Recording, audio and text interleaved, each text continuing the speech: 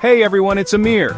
Today we're diving into a story that's both fascinating and kinda gruesome. It's about a guy named Phineas Gage, and his experience changed how we understand the brain forever. See, Phineas had a bit of an accident, and when I say a bit, I mean he got a metal rod blown through his head. Yeah, you heard that right. Crazy thing is, he survived, but the injury had a wild effect on his personality, and that's where things get really interesting for us. It's a story about brains, emotions, and how the two are way more connected than we might think. So buckle up, because we're about to explore the world of emotional intelligence, what it is, why it matters, and how Phineas Gage's wild tale showed us just how powerful it can be.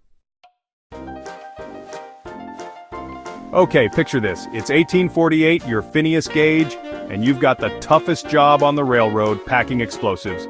One day you're using a tamping iron, basically a big old metal rod, to pack those explosives down, when bam, something goes wrong. The rod, over 3 feet long and weighing more than 13 pounds, shoots straight up.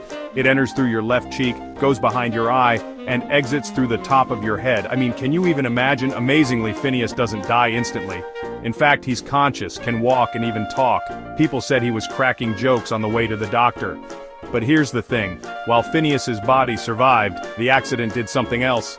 Something that would change our understanding of the brain forever. It changed who Phineas was. Before the accident, everyone knew Phineas as a stand-up guy. He was hardworking, responsible, and well-respected. But after, he wasn't the same. He became impulsive, disrespectful, even prone to fits of anger. Basically the opposite of his old self. His friends and family were shocked. They said he was no longer Gage. What happened?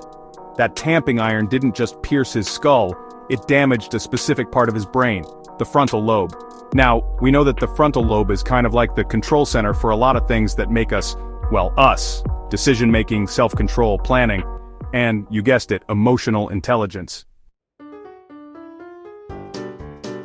Emotional intelligence, or EQ, is kind of like street smarts, but for your feelings. It's about being aware of your own emotions and the emotions of others, and using that information to navigate the world around you. Think about it like this.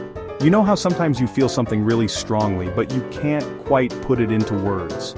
Emotional intelligence helps you label those feelings accurately. It's not just about being in touch with your emotions, though. It's also about understanding you feel the way you do, and how your emotions influence your thoughts and actions. And here's the really cool part. EQ helps you build stronger relationships because you're able to recognize and respond to the emotions of others with empathy and understanding. Here's the good news. You don't need to have a metal rod shot through your head to improve your EQ. Just like any skill, it's something you can learn and develop over time. Start with these steps. First, hit the pause button. When you feel those emotions bubbling up, take a breath before reacting. Give yourself a moment to process. Second, get specific with your feelings. Instead of just saying I'm mad, figure out if it's anger, frustration, or something else entirely. Next, become a listening ninja. Really focus on what the other person is saying instead of just planning your response in your head. And finally, try to see things from their perspective, even if you don't agree. Empathy is key. Phineas Gage's story might seem like a freak accident, but it was a turning point in how we understand the brain.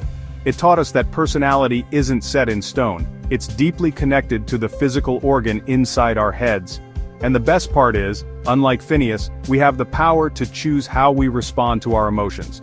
We can learn to manage them effectively, build stronger relationships, and navigate the world with more empathy and understanding. So, let's learn from Phineas Gage. But let's not take it literally, okay? Embrace your emotional intelligence and remember, you have the power to shape who you become. That's it for today's video. I hope you found Phineas Gage's story as fascinating and thought-provoking as I do. Remember, emotional intelligence is a journey, not a destination. We all have room to grow, and with a little effort we can all become more emotionally intelligent versions of ourselves. If you enjoyed this deep dive into the brain and emotions, be sure to give this video a thumbs up and subscribe to the channel for more content like this. And don't forget to hit that bell icon so you never miss an upload. Until next time, stay curious, stay kind, and keep exploring the incredible world inside your own head.